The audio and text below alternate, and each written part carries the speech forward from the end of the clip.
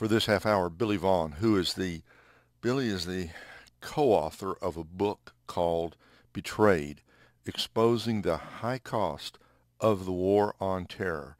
And it's a story that tragically simply has not been told. This is a book that Billy Vaughn never wanted to write. And so we wanted to have him on, talk about the book, and tell the story behind the book. Billy, welcome to today's Issues.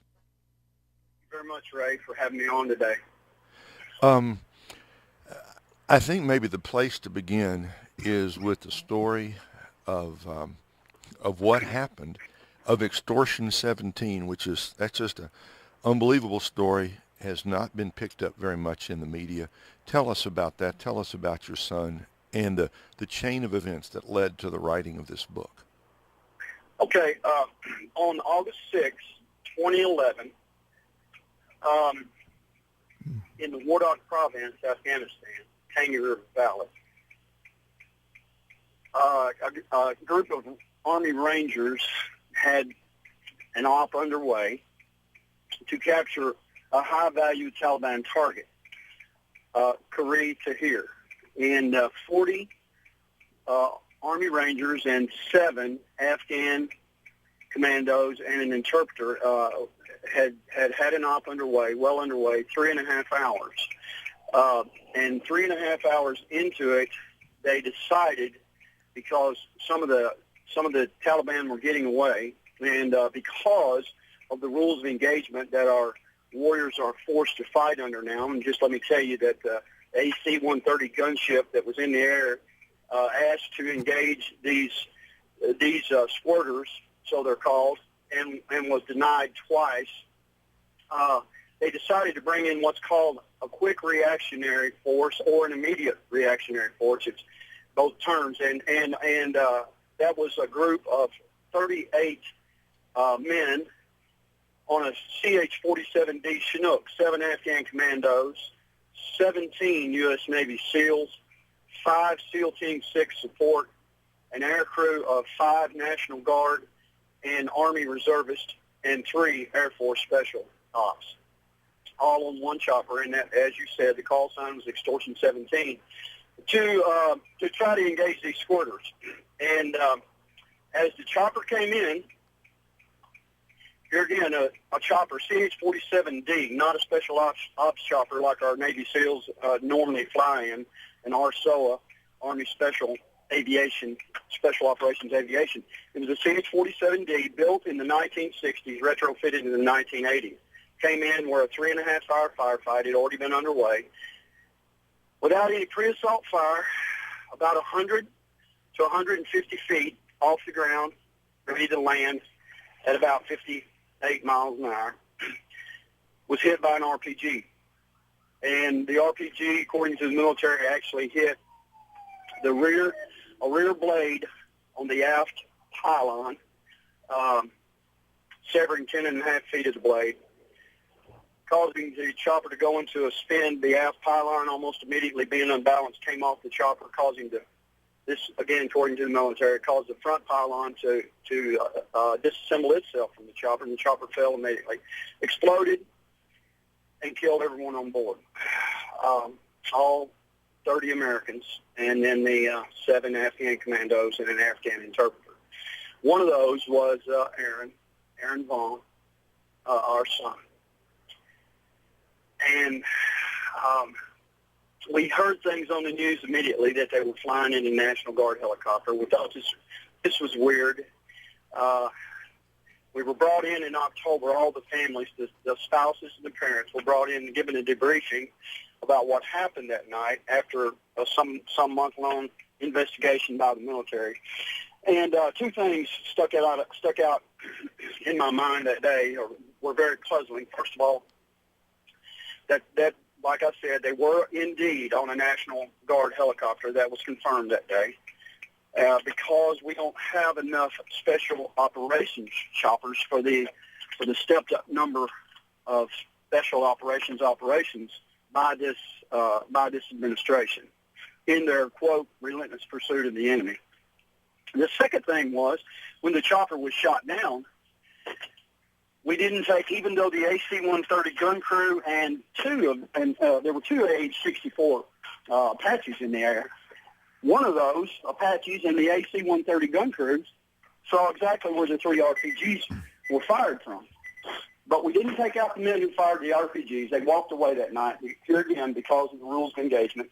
And we were told in that debriefing that our air weapons teams couldn't be certain that there weren't friendlies in the building below the tower where the RPGs were fired from.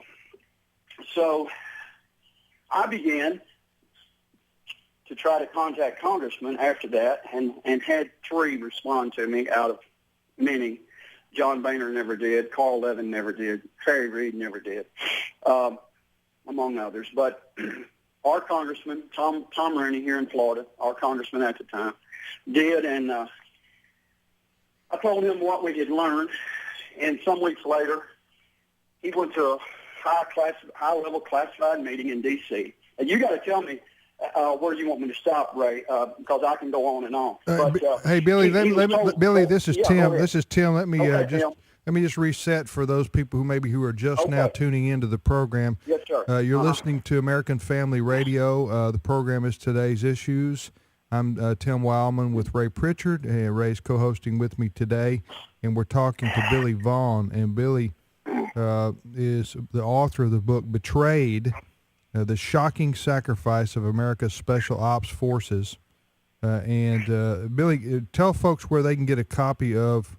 Okay. I tell you what, in one or two sentences, then we want to get back to the story. But in one or two sentences, what's your point you're trying to make in the book? And secondly, where can they get it? Okay. The point that we try to make in the book, it's exactly what the title says, Betrayed. Our special operations forces, and not just all of our military, is being betrayed today by our government and by high-ranking military leaders because of the rules of engagement that they are forced to operate under. And because our government, our administration, and our Congress as well, refuses to acknowledge the ideology and the savageness of the enemy that our warriors are engaged against today. And shame on me, because I did not realize this until my son was taken. And you can buy the book at specialopsbetrayed.com, or you can go to Karen and I's website, which is For Our Son, FOROURSON1 at gmail.com, and that'll take you to the website to buy the book. What is that again? For Our Son, FOROURSON, and then just the number 1. I'm sorry, that's not our website. That's my email. That's your email, brother. Yes, it is. For Our Son, FORSON.US is our website.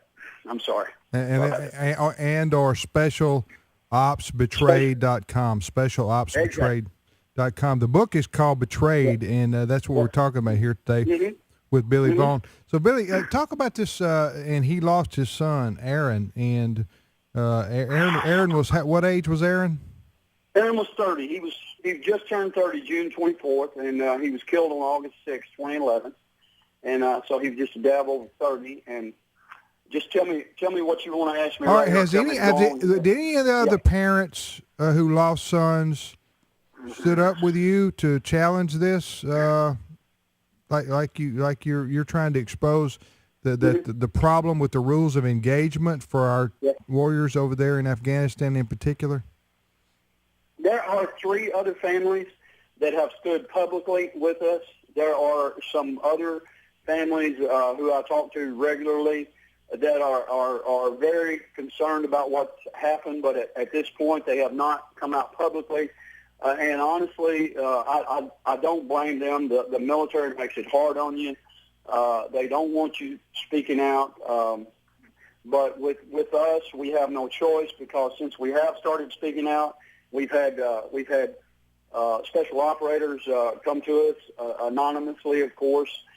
Some retired SEALs and Rangers, some active, and tell us to please keep speaking out, because the things that we are trying to expose must be changed. Our nation right now is losing seasoned American warriors, special operations warriors, both in SEALs and in Rangers, that I know of individuals who have been in there, some of them only 2 years, 2.5 years, a year and a half from retirement, but they're getting out because they say they're not going to be sacrificed and they've had enough.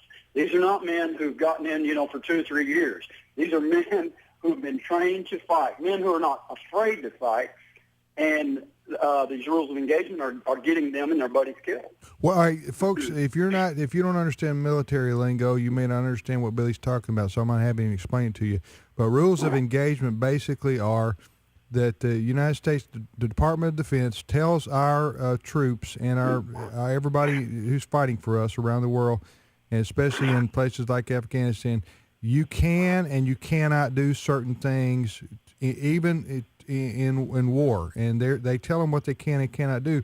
And what Billy's saying is that the rules of engagement that the troops have been given in Afghanistan put them in danger unnecessarily and cause death sometimes, as what happened with Aaron and the 38 other, or the 37 other ones who passed away that day.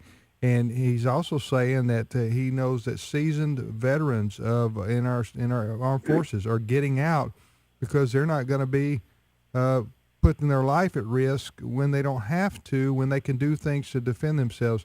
What is it? Can you give me an example? You already have with the helicopter going down, but give us an example maybe of what you're talking about that you've heard from that is going on over there. And I know we're drawing down. Yeah.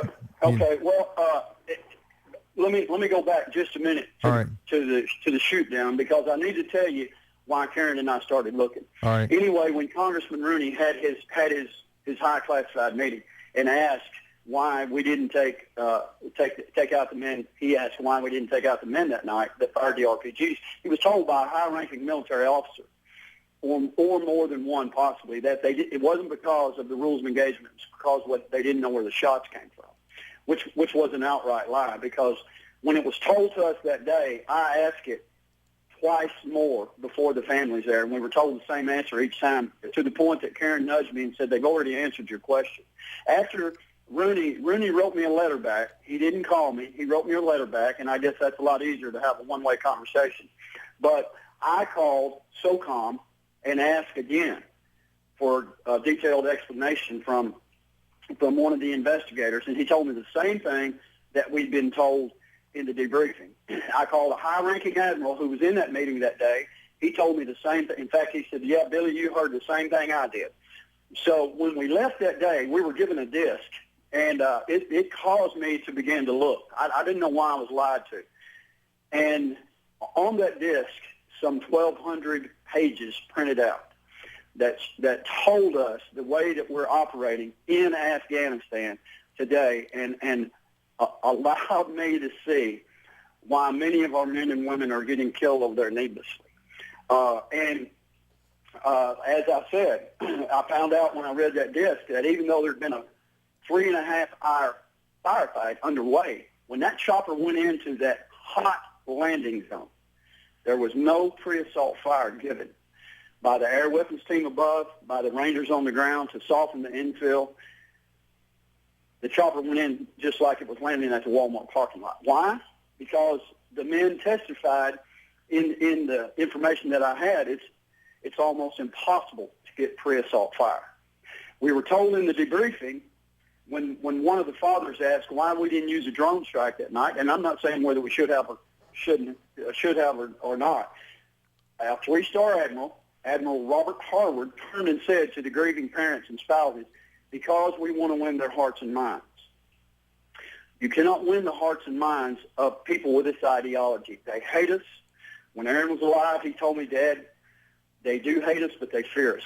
All they recognize is brute force. Well, our administration and our leaders, our high-ranking leaders in our country, many of them, have bought in to this winning their hearts and minds. I don't know how many times since Karen and I have started looking into this that we've heard this winning hearts and minds. Men don't become Navy SEALs to win hearts and minds. They become Navy SEALs to defeat the enemy. And let me just tell you, Tim, we I began to approach military people that I thought I could trust, and that's how I came in contact with General Paul Valley through a mutual friend, and to let them see the information that I had, and was I wrong? I'm not a military expert, or was there indeed something catastrophic going on with our military? And so that's why I had him co-author the book with me, not just from a grieving father, but from a man who has military experience, who has a career in the military, and to give legitimacy to my story, and to help expose these things that are going on. And we've there just for instance, you asked a while ago, give you some examples. Well, let me tell you about the nighttime raids. I know you've heard how bad the nighttime raids are on the Afghans. The fact is the Afghans don't like the nighttime raids. According to the military, 91% of our raids were being done at night. In 89% of those raids, not a shot is ever fired. 70% of the time, this is right from the military, 70% of the time, we capture the jackpot or a detainee that leads us to the jackpot. 50% of the time, we capture the jackpot itself. The civilian casualty rate is less than 1% in nighttime raids.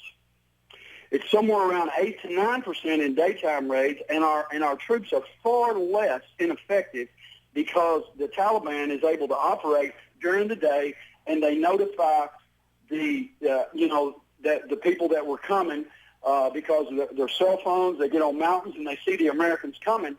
It's more dangerous for our troops. And yet, when you hear it from the point of view from the media and everything, it's like that we are making mistakes at night, and it's costing more Afghan lives. In fact, it's just the opposite. Billy.